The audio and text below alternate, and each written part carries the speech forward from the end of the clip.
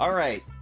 So a topic that I've been talking about for quite a bit now, especially during my main channel recent upload, is talking about how niggas in hip hop aren't trying anymore, especially the new age and stuff like that, right? They're not trying as much as they want to, or as everybody wants them to, or I don't know how to explain it really, but right here, the title explains it himself.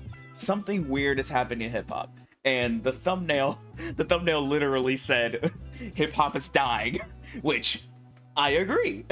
I agree. I'm just wondering to see what the opinion is towards the general basis, the you know what I mean. I'm heading out to Osheaga Music Festival next week in Montreal, Canada, and the lineup is absolutely stacked. Kendrick Lamar, Billie Eilish, The Flaming Lips, Foles, The National, the Baby fuck? Keem, Fred again. That's just to name a few, but it's the festival's array of hip-hop. Wait. Where is this? Where is this? I'm heading out to Osheaga Music Festival next week. Osheaga Festival. This is a new festival I've never heard of before. What the fuck? And it's in Montreal? Gotta go to Canada. In Montreal, Canada, and the lineup is absolutely I gotta stacked. go to Canada. Kendrick Lamar, Billie Eilish, The Flaming Lips, Foles, The National, Baby Keem, Fred again. That's just to name a few, but it's the festival's array Did I of just see hip-hop JPEG? artists that really has me intrigued. Pinky! Because something weird is happening in the world of Yachty! hip-hop.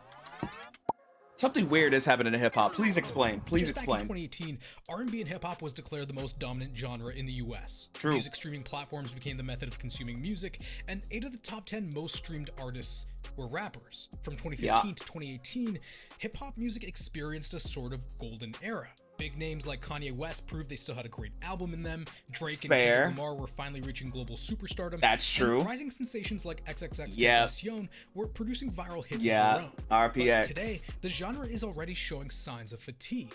According to Oh man, you couldn't be fucking right. Oh my god. And I wouldn't even say golden era was like 2015, 2018. For me, and here comes niggas calling me a fucking old head and shit like that. For me, I would say yes, I'm 23, but I can still count the golden age being, and I could even go longer than 2015. I could go from 2005. I can start from 2005 all the way to 2018. That's I mean, calling a genre having a golden age is kind of, I don't know how to explain it, but a golden age, especially in rap music, when rap music has always been a thing since the 80s, even the 70s, really, if we want to go back that far, right? There, I guess you can, say that, I guess you can pinpoint an era in quote unquote hip hop or rap, I guess, but in my opinion, I feel like there's never been a golden era because the genre has always been popping. The genre has always been popular. So in its 2023 mid-year report, R&B and hip-hop still clings to the largest market share of any genre in the US at 25.9%. But that's a slight dip from last year's 26.8%, which was already a dip from 2021's 27.7%. God damn. And this is all while we're experiencing record-breaking streaming numbers. True. So what's going on? Well, it's clear hip-hop is facing a number of challenges. I need to listen to that album. Heavy hitters like Drake, Kendrick, and Post Malone are venturing into different phases of their careers, focusing less on producing the next big hit. The premature loss of potential superstars like Pop Smoke, Juice WRLD, and XXX Tentacion has left an unfillable void in the genre's core. And finally, there just seems to be a shortage of emerging talents ready to emerging talents that get carried by production. Again, just my opinion. ascend to stardom. There's also external influences like COVID and TikTok that have had a massive impact on the industry and the way we consume and discover music. But as much as these challenges pose threats, they also present a unique opportunity for an artistic revolution. One that's already begun. It's the dawn of a new era in hip-hop. Huh? I'm the new young Mayweather. I'm just trying to take hip-hop out the Drake era. And Peggy is that number one of that bullshit, I've nigga. always thought of punk and hip-hop as close relatives. because hip-hop spawned from the same spirit of rebellion. Emerging from the marginalized communities of the Bronx, it offered a platform. That nigga XQC holds 99% of the Overwatch viewers on Gang. What? What? Hi, Cardi. Oh, Cardi, we got a stacked lineup of shit to react to today. We got a stacked lineup. 99.9%. God damn. For the voiceless. Fusing storytelling with social commentary, it became a musical beacon of hope and resistance. True. Yeah, fight the power. Yeah. At its core, it was a celebration of self-expression, a testament to the experience of its creators, the struggles, the injustices, the everyday battles of life in the inner city, all laid bare over a relentless beat. Shit. Damn. Early hip-hop artists. That shit still gets sampled till this day. See, that's what I'm saying. That's why I'm saying there's no such thing as a golden era of hip-hop or rap. Because it's always been popular. There's never been a golden age of rap or hip-hop. Nigga. Dude, it's right here. The proof is right here. Also embraced a do-it-yourself culture, rejecting commercialism and turning towards self-production. It was a raw, original form of expression that became a cornerstone of the movement. It's like that, and that's the way it is. Damn. Oh yeah, I know he's been beefing. Oh yeah. But also diversified, reaching wider audiences and extending its longevity. The late 90s and 2000s then saw the rise of commercial hip-hop. We can't stop now, 'cause it's bad boy for life. I love this song. But like commercial hip hop? Oh god. Puff Daddy and Jay-Z were not only rappers, but savvy businessmen who True. capitalized on Oh, commercial hip hop. Duh. I don't know what the fuck I was thinking about commercial. Right. That's when we get to the business side of rap, right? profitability of the genre. The era eventually gave rise to Drake, who leveraged a more polished and pop influenced sound that appealed to a broader mainstream audience. Oh my god.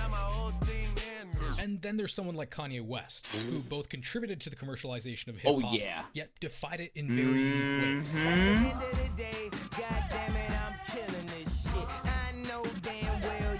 Feeling this shit. He challenged the dominant gangster rap of the time, offering more introspective lyrics. He experimented sonically with wider trends in hip-hop, and of course has shown a willingness to go against popular opinion. I'm really happy for you. I'm gonna let you.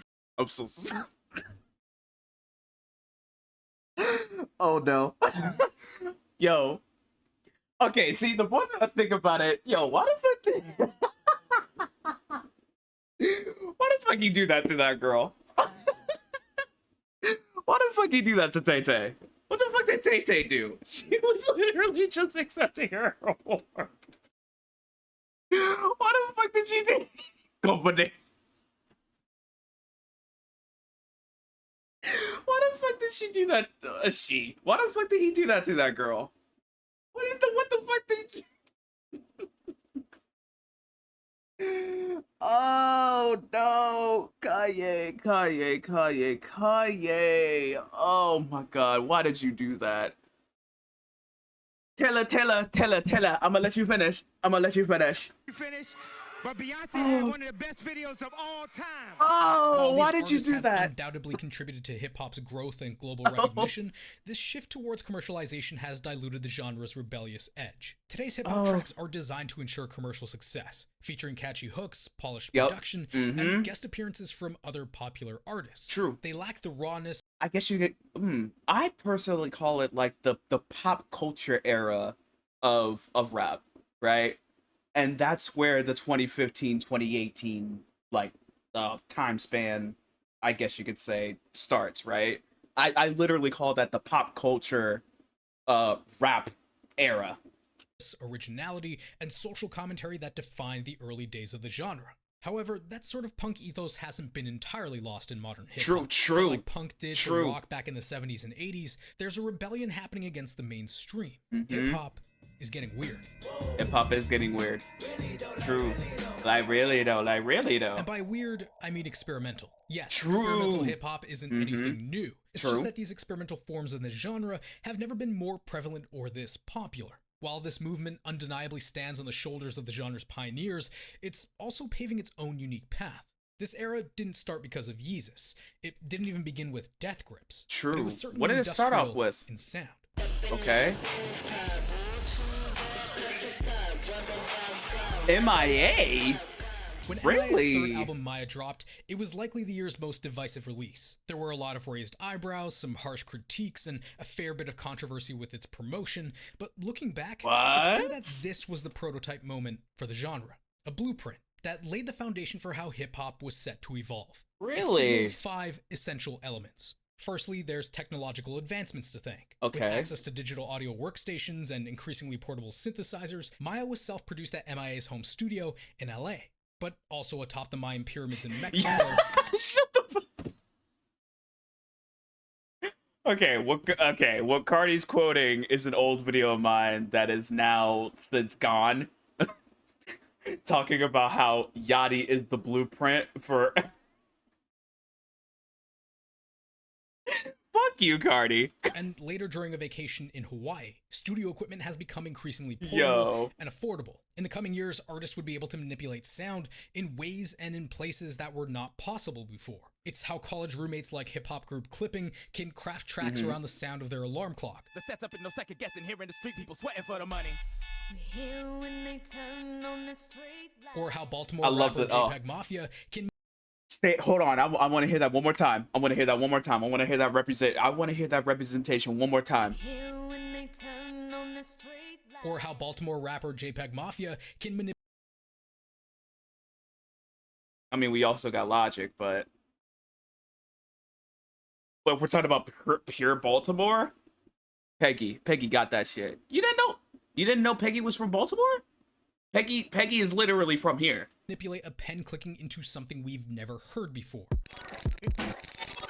Whoa, all kind of shit. You think you know me? The bedroom has become the new studio, and True. anything within True. it, an instrument ready to be sampled and turned into a beat. Obviously, you can do your the room thing, but we didn't really live close to each other. We were all from like somewhat different areas that? at the same time. Oh, like, that is Injury he Reserve. has Their name was siblings, literally you know what I right mean? there. It's like we all have something going on in our house. But end up like his grandfather has this dentist office, and it started as us recording in the storage room, and then it moved into us recording in the lobby, and then it moved to us them giving us our own little space. And we eventually had that, and it became special because it was like our thing, having the dentist office, and it wasn't like some type of niche. It was just something that ended up happening. Dentist Maya office? also addressed complex themes. First of all, don't you ever in your life disrespect Injury Reserve ever in your fucking life, Cardi. Ever in your life.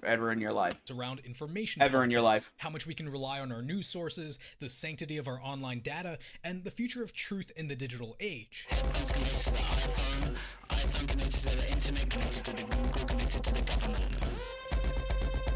For an album that predates Instagram and Snapchat, these subjects have only become more prominent. Now, hip-hop has always been a platform for addressing societal and political issues. But as these complexities grow, artists are experimenting with new ways to explore and express these themes, making the music more layered and intricate. The fourth effort from hardcore rappers Run the Jewels Run the focused on Jewels. themes Yes, like police brutality, yes, corporate yes, media, yes, and yes. American politics. At the dawn of the BLM movement, effectively creating anthems for a revolution in progress. And you so numb, you watch the cops choke out a man like me. Until my voice goes from a shriek to whisper, I can't breathe. Then there's I something remember. like the Oh, joint I effort from remember Kid when Cudi that and album Kanye came West out. that meditates on mental health and redemption during a period when global True. mental Kids health Ghost is a is growing such a. concern. Oh my god. And that I could do is something that starts with me. It's these topical and personal issues that create a stronger connection between music and the listener. It takes on a larger role in one's life than simply entertainment. You don't know Good at being music, an buddy. artist is a time where you just have to embrace the responsibility and understand that the power of music is something so special, and be able to do it on this magnitude where you reach millions of people. It's like, why not use that for good? Why not tell kids something that they can connect with and use in their life? And like, really, my mission statement since day one, and I'm getting so worked up talking about it. Christ, oh, I hate when that happens. Yo, Kids real not quick, did you feel forget to like the alone. video? I think you should like the video. Also, join the streams. Hello, you don't want to miss this shit Then there's the live. heavy Hello, influence of the tap internet in, and tap online in. culture. And I mean, hey, MIA's it's album, worked. The most obvious was the album's Kid Cudi want to be relatable so bad. You are so disrespectful, Cardi.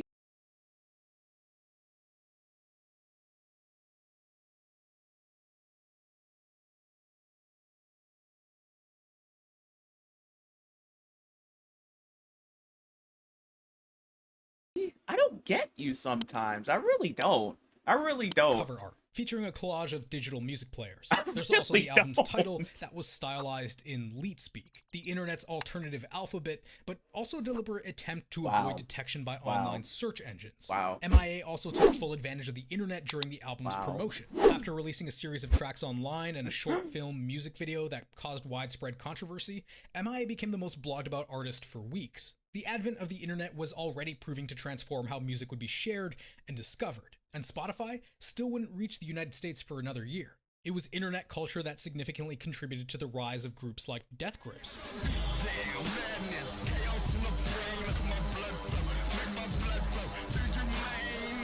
Their album No Love Deep Web was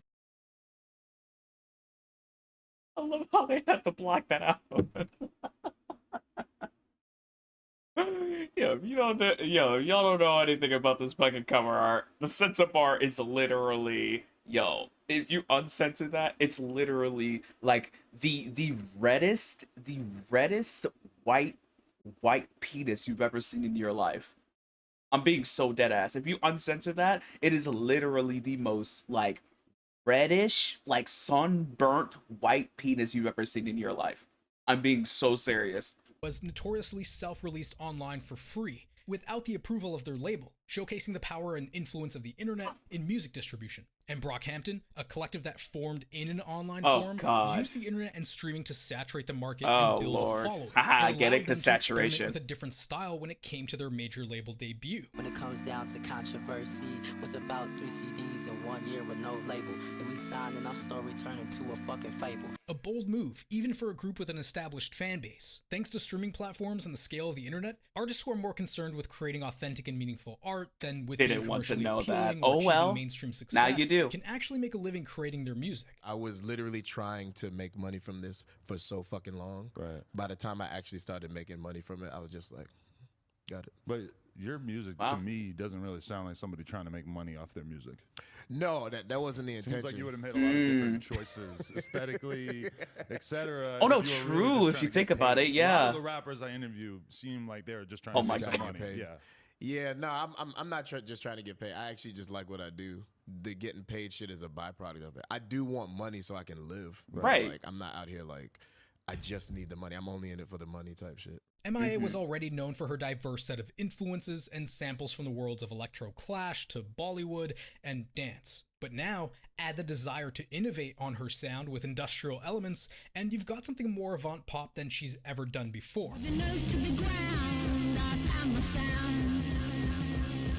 Artists in the digital age have learned that experimentation with never their heard sound that. and challenging traditional hip-hop Oh, norms yeah, helps to create a Tyler unique is- identity. Mhm. Kanye West has always known this, but his most drastic Well, example duh. came when he drew inspiration from acid house, punk, and Chicago drill music True. to create the abrasive and experimental Yeezus. Yes.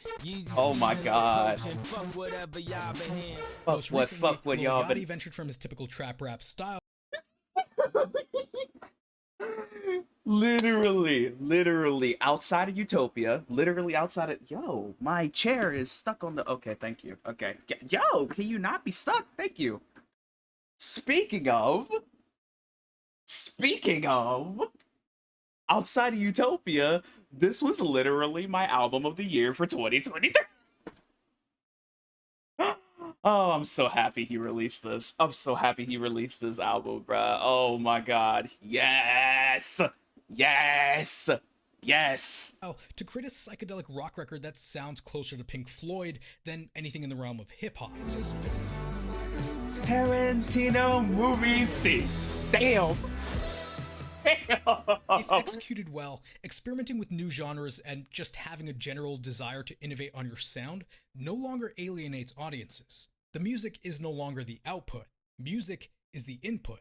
The output is the audience, and the audience compounds with time. You know, the way I make my music is like, it's whatever you want it to be if you listen to it. You know what I mean? I think that's kind of the point of listening. Amazing self-titled album back in 2020, 2021, I think his self-titled released in 2021. I think. Beautiful album. And also, I mean, come on, Kenny Beast produced it. Duh. Listening to the music. I know we passed that stage right now in music, but just listen to it, you know. I love Vince. I love Vince. I love Vince. I put a lot of thought into it, and, you know, I try my best to just create something new, and, you know, I would say innovative, for lack of better words. Every time I want to do something new every time. So the rising avant-garde in hip-hop isn't just about risk and innovation, but also a pushback against the commercialization of the genre. And in that sense, this current era in hip-hop is very reminiscent of the punk revolution that took place in the 70s, or even comparable to the grunge era of the 90s. The artists I've mentioned are defying mainstream. But my thing is, this video is mainly talking about the people who've changed the music in terms of, like, sonically, right? Sonically and shit like that, like a Death Grips, like a Yachty, like a MIA, like a Clipping. But I want to hear more about the now rap than anything. Like, I want to hear more about. I kind of want to hear more about, like, why it's dying, right? I want to hear, like, why it's dying. Norms, utilizing aggressive and experimental soundscapes, politically charged lyrics, and a do-it-yourself culture that parallels that of punk rock. And I don't think any hip-hop artist today wears the punk ethos on their sleeve better than JPEG Mafia. True. Oh my God. I've been out in Bed-Stuy, chilling with my feet up, laughing at these SoundCloud niggas try beat us. Growing up in Brooklyn, Barrington Hendrix was equally enthusiastic about political rap. That's a crazy name. Barrington Hendrix. Like Ice Cube and Chuck D, as hardcore bands like Bad Brains and Fear. He showed me that you could talk about topics like racism. It didn't have to be preachy. It didn't have to be this. It didn't have to be that. You could attack it the same way you talk about selling drugs. You just ground level. This is my extent of this knowledge, and I'm kicking it out like that. So Ice Cube is a huge influence because he made me want to rap. I was just producing before that, but, like, he made me want to rap because the shit that he talked about, I didn't know you could do that like that. Right. As a rapper, JPEG's attitude is confrontational, aggressive, and defiant. Work hard, twerk hard, 26, no kids, yeah! Talk shit, back it up! His track titles alone have been enough to set the internet on fire. And while his lyrics do occasionally tackle themes of Nah. Let's hold on. I cannot fucking wait till Morrissey dies. I wipe my ass with Confederate flags. I just killed a cop. Now I'm horny. Oh yeah, these are titles. These are titles of songs. These are titles of songs that he has. Cops are the target. Jesus forgive me. I am a thought. He literally has a song called Cuck. Well, like what? Enough to set the internet on fire. And while his lyrics do occasionally tackle themes of racism. Hold on, let's see this. When was this country so great? Tyrant with a toupee. Hey, I don't call Putin my dad. We got some pussy to grab. Heard that they paying for what? Haha, nigga, you not getting taxed. Rap game on a you niggas dying for laughs. Racism, politics, and social injustice, much like the punk and hip-hop artists before him, he also brings his own flair, interweaving dark humor and internet culture into his verses. A modern update to the traditional protest song. Alright, one war, well, that's fine. And bitch niggas in the way, well, that's common. White boys getting mad because of my content. You're brave on the web, keep it in the comments. Because punk music doesn't have to be political. It's less about what you say and more about how you say it. True. It Smells Like Teen Spirit proved that. Musically, JPEG is equally as disruptive.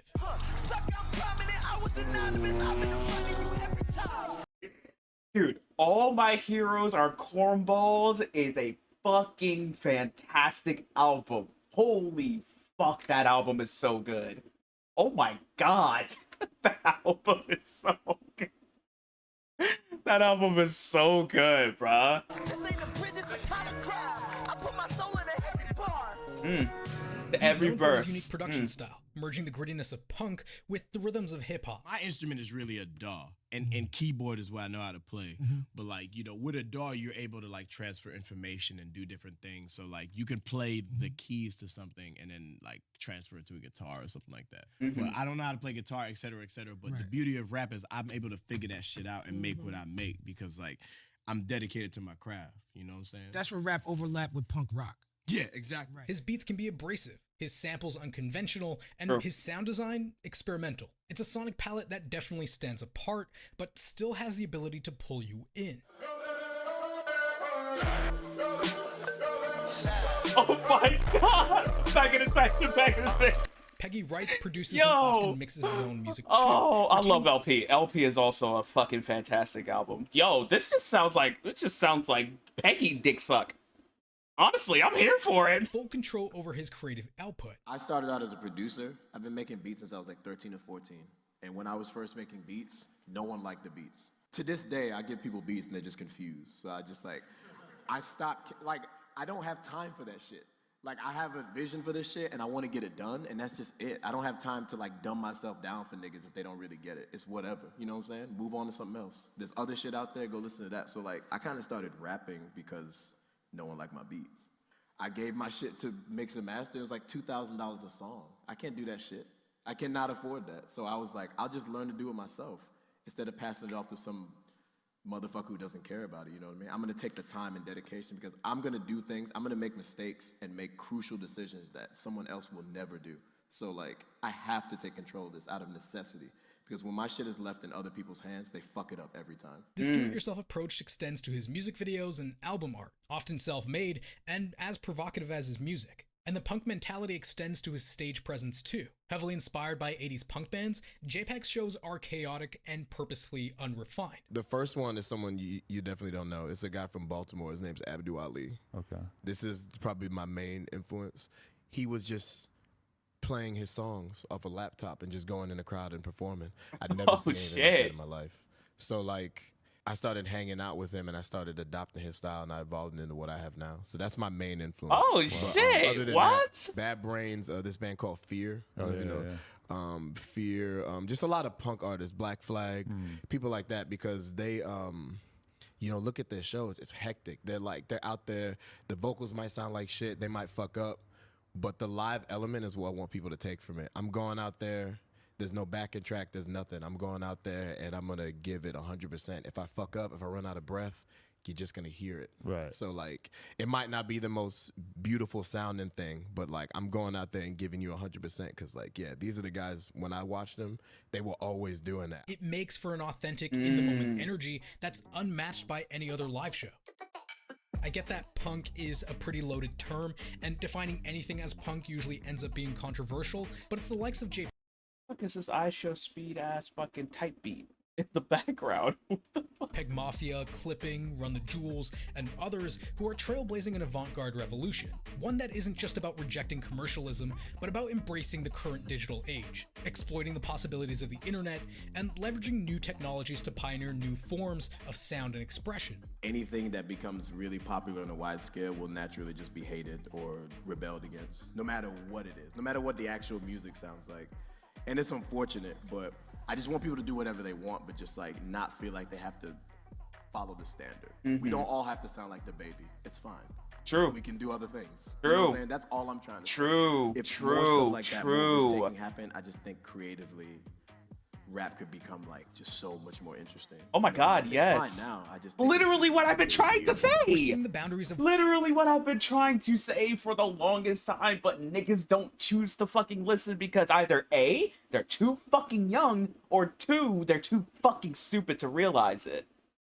Like, what is considered hip-hop pushed into new territory, while others are redefining the genre from within.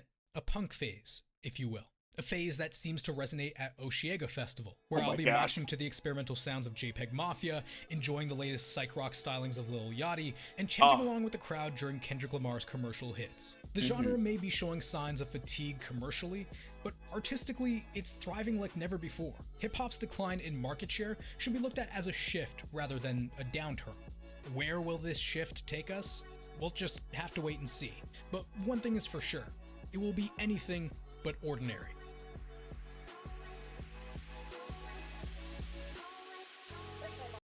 Well, I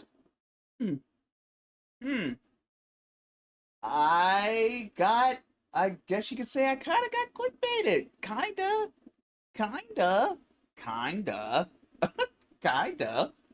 Because the thumbnail literally said that rap is dying, which, in a way, yes. But I wasn't looking at it like Middle Eight was doing, right? Because he sees it as it's thriving like never before because of people like Peggy, because of people like Yachty, because of people like Death Grips, because of people like Clipping, because of et cetera, right? Because they're actually trying, they're actually like incorporating different shit to actually brighten the already like cultural impact of hip hop / rap like to a bigger more I guess upfront sort of thing, right? I was hoping that he would talk about, I guess, the other side, like the SoundCloud sort of rap, like the Uzis, the Kodaks, not even the Kodaks really. Well, the Kodaks, the Cardis. I'm surprised Cardi wasn't mentioned at all. I am actually really fucking shocked that Cardi was not mentioned whatsoever, but hey, this just turned into a Peggy dick suck video, which, hey, I'm here for it.